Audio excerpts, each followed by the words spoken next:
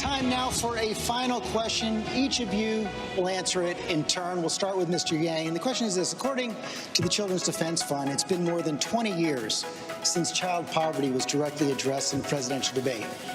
The year was 1999. The questioner was our friend who may be watching right now, the late Cokie Roberts. Cokie loved the New Hampshire primary, and she asked the candidates in this Republican debate, how will we overcome the scandal of 1/4 of American preschoolers living in poverty in the richest nation on earth? Today, nearly 1 in 5 American preschoolers are still living below the poverty line, even though we've had 10 straight years of economic growth. What does that say to you about where America is today and what we need to do about it? George, we're in the midst of the most extreme winner-take-all economy in the history of our country. And unfortunately, that extremity is just going to reach unprecedented heights as technology is getting stronger, smarter, more capable all the time. And most of us are not.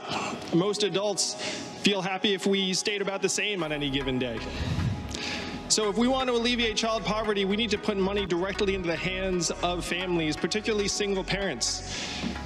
40% of American children today are born to single moms. 90% of single parents are single moms. And right now, we have fallen into this trap where we have allowed the market to tell us what we are all worth. And what does the market value my wife Evelyn at, or stay-at-home parents around the country? 0. Caregivers taking care of ailing loved ones, like Carl Christensen in Iowa. 0. Volunteers and activists in our communities trying to do something positive. 0. Coaches and mentors helping our kids. 0. Most artists, sorry artists, but it's true. 0. Increasingly local journalists, which is wiping out our ability to have a functioning democracy because you can't vote on something if you actually don't have any news coverage. The mission in this campaign has to be for us to disentangle economic value and human value, say they are not the same things, and make this case to our fellow Americans that we each have intrinsic value as citizens, as human beings, and as owners and shareholders of the richest country in the history of the world. Mayor Buttigieg. The problem is America's been counting the wrong things. Now we have a president who says the economy is fantastic because the Dow Jones is looking good. And I'm sure if you've got a building with your name on it close to Wall Street, then that really is the same thing as the economy to you. But the problem is we've had an economy grow and not be able to lift up those most in need, or even so many in the middle. When I'm president, we're going to measure the performance of our economy not by the Dow Jones, but by the income growth of the 90%.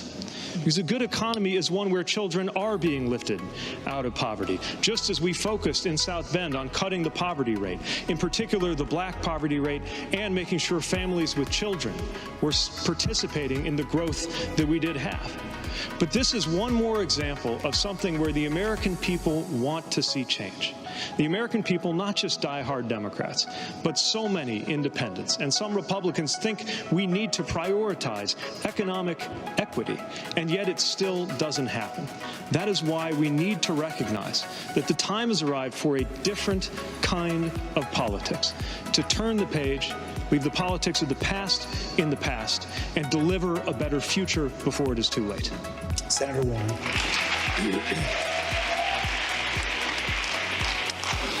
So I started my grown-up life as a special education teacher. I learned early on about the worth of every single human being. And I believe that the best investment we can make as a nation, the best investment we can make as human beings, is to invest in our children. And we've had enough of making rhetoric around this. Everyone says they love the kids. But here's the deal. It's time to come up with real plans to make that happen. I've talked before about a 2-cent wealth tax. But the whole idea behind it is we can do early childhood education and good quality child care care, universal pre-K for every 3-year-old and 4-year-old in America. And we can stop exploiting the people, largely black and brown women who do this work, and raise the wages of every child care worker and preschool teacher in America. We want to have a real future in this country. Then invest in our children. Don't leave public education just to our localities and our states. Be a good federal partner.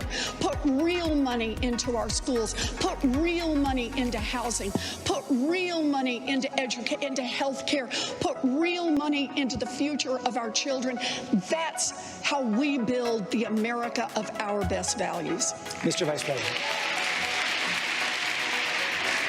I come from a family where a dad walked in one day and said, we got to move, don't have a job, we got to move to a different city.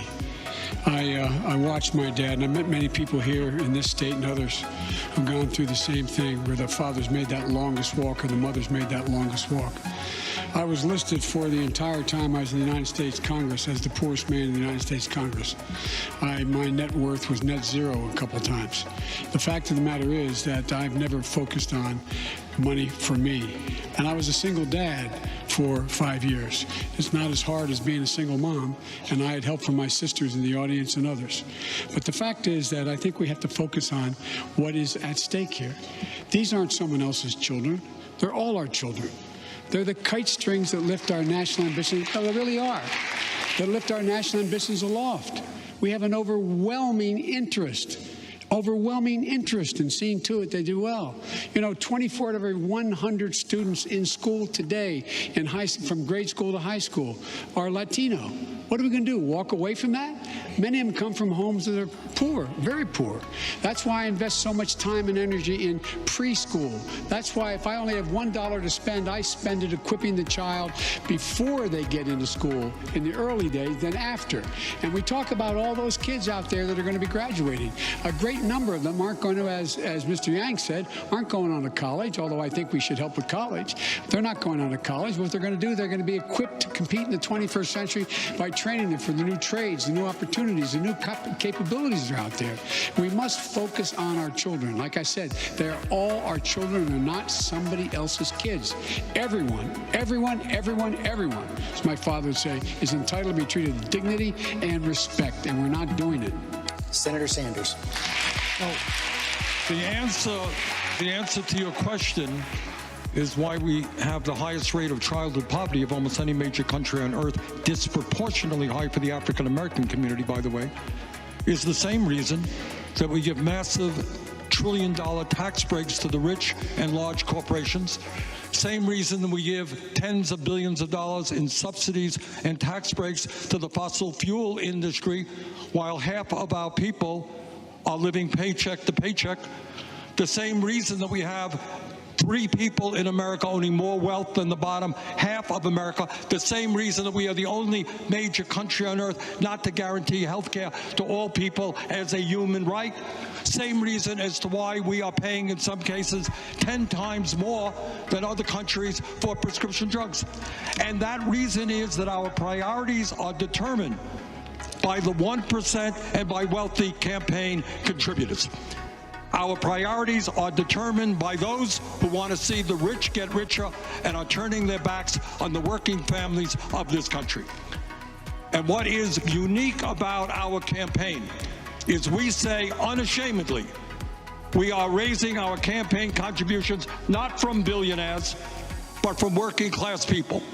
That our campaign is about the working families of this country, for the working class of this country.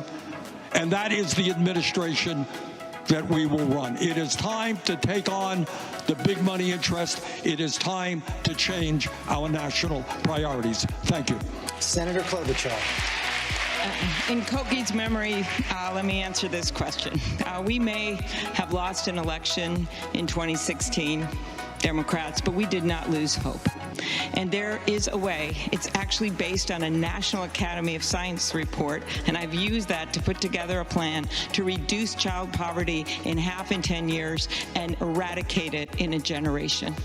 We can do it with investment in childcare. We can do it with investment in preschool and school, and we can do it with tax credits, and we can get it done. But to get it done, we have to be able to reach those voters that we lost in this state and across the country. There's an old story of Franklin Delano Roosevelt, and when he died, his body was put on a train and went up across America. And there was a guy standing by those tracks along with so many Americans, and he had his hat on his chest and he was sobbing. And a reporter said, "Sir, did you know the president?" And the guy says, "No, I didn't know the president, but he knew me. He knew me." And I will tell you this, there is a complete lack of empathy in this guy in the White House right now. And I will bring that to you. If you have trouble stretching your paycheck to pay for that rent, I know you, and I will fight for you. If you have trouble deciding if you're going to pay for your child care or your long-term care, I know you, and I will fight for you. If you have trouble figuring out if you're going to fill your refrigerator or fill your prescription drug, I know you, and I will fight for you. I do not have the biggest name up on this stage. I don't have the biggest bank account. I'm not a political newcomer with no record, but I have a record of fighting for people. I'm asking you to join us at amyklobuchar.com. I'm asking you to believe that someone who totally believes in America can win this, because if you are tired of the extremes in our politics and the noise and the nonsense, you have a home with me. Please, New Hampshire, I would love your vote, and I would love the vote of America. Thank you. Mr. Steyer. So, the Republicans have a cruel plan, and their plan is pretty simple. It's to cut taxes on the richest Americans and the biggest corporations, and then they pay for it by cutting education for kids, by cutting health care across the board, by allowing corporations to pollute as much as they want, and then they try and break unions and the organized labor movement. It's very simple. That's what Mr. Trump's plan is, and it's true in every single red state. But we are not going to win by just criticizing Mr. Trump. I know that there is a better America out there, and that America lives in our hearts and minds. And that America understands that when a kid succeeds in Columbia, South Carolina, that is a triumph for every American. And the same is true of a kid in Las Vegas, Nevada. Mr. Trump has no idea what prosperity looks like across this country. It's not just that he does bad things. He doesn't understand that investing in education and healthcare and good union jobs is actually an investment in our common humanity and in growth in the future, mobility, and justice. That is the America that lives in our hearts and minds that will beat Mr. Trump, because he will never be able to imagine it. So in fact, what we need to do is have a new conception, a new dream of America, dream it and make it happen. Imagine the mountain, and then we climb it together. We are in perilous times. I am asking for your vote. Let's rise together. Candidates, thank you.